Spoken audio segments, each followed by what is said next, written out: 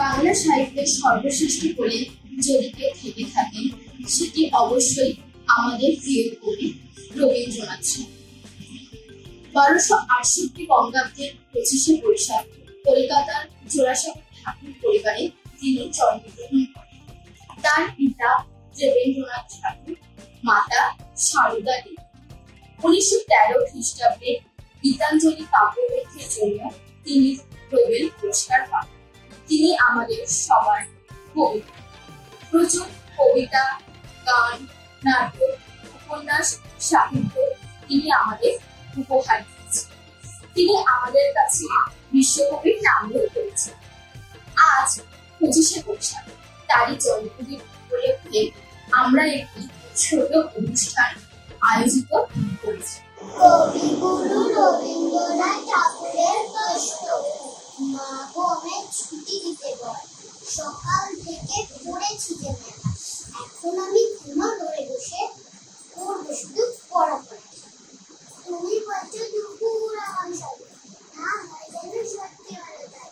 একদিন কি দুপুরবেলা হলে বিকাল হলো মনে করতে নাই, আমি তো বেশ ভাবতে পারি মনে। ছুটি ডুবে গাছে মাঠের শেষে বালতি ছুটি করে নিয়ে তুলছে ধারে এসে আধার এলো মাথার গাছের তলা, কালি হয়ে এলো দিদির জল, হাটের থেকে সবাই এলো ফিরে, মাঠের থেকে এলো চাষির দল।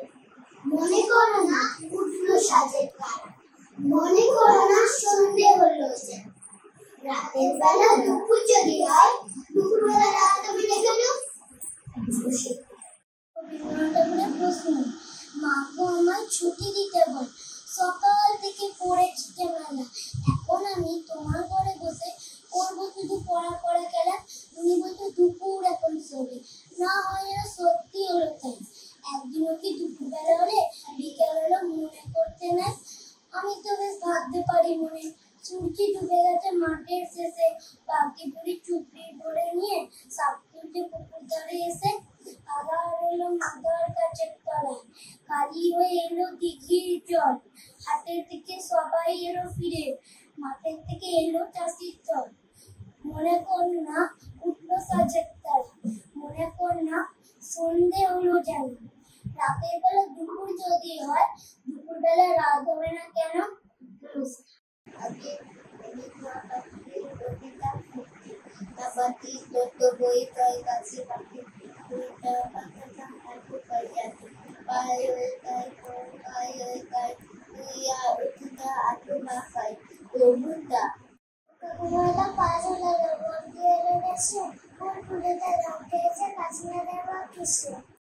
নমস্কার। কবিতা কৃপণ কবি রবীন্দ্রনাথ ঠাকুর।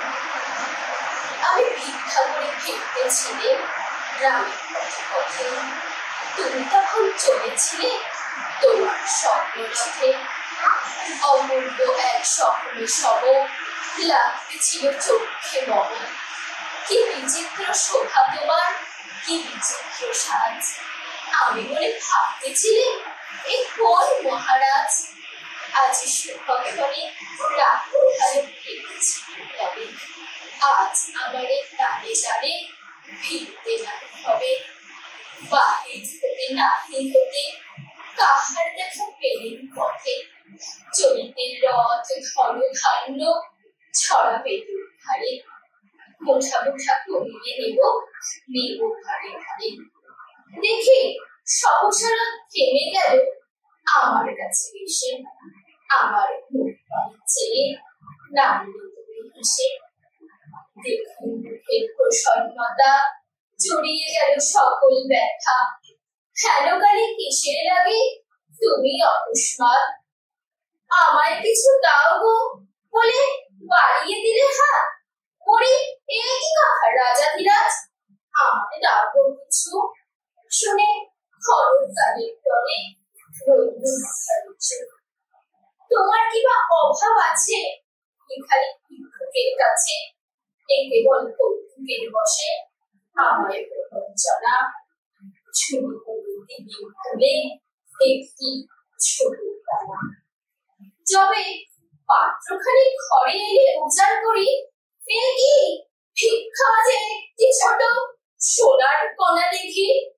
দিলেন যারা আজ ভিখারি রে, স্বর্ণ হয়ে এলো ফিরে, তখন কাজে চোখের জলে চোখে নয়ন ভরে তোমার কেন দেখবে আবার সকল সত্য করে।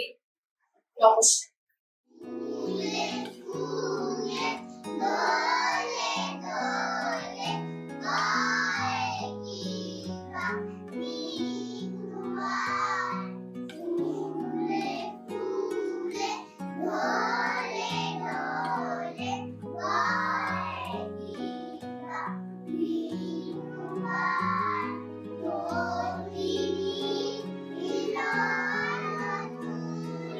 Maria, Maria,